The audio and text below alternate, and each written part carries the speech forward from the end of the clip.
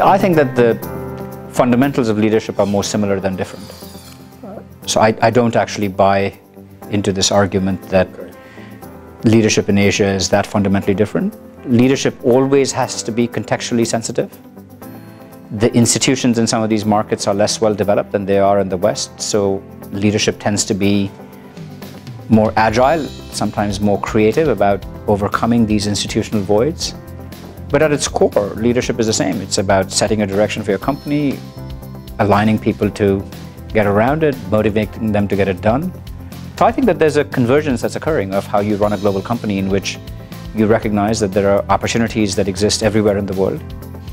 But to capture those opportunities requires some common core of leadership, but also leadership that is sensitive to local situations. We keep hoping that someday someone will invent the perfect board that will provide great corporate governance.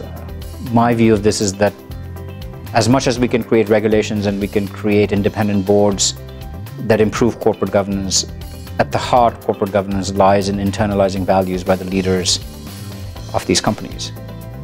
I don't know of any board that can insulate itself from a CEO who's determined to cheat the board.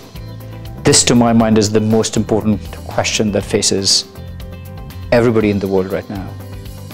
That the advances in productivity that information technology have enabled make the linear relationship between growth and job creation not the same as what it was in an industrial economy.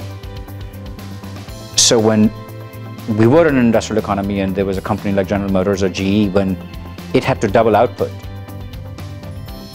employment didn't necessarily double, but it at least increased significantly proportionally.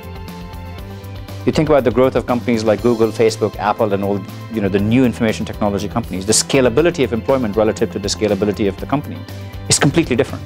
So it's the most vexing question that all of us have to think very hard about, because the stress between business and society will increase if businesses grow but jobs don't come.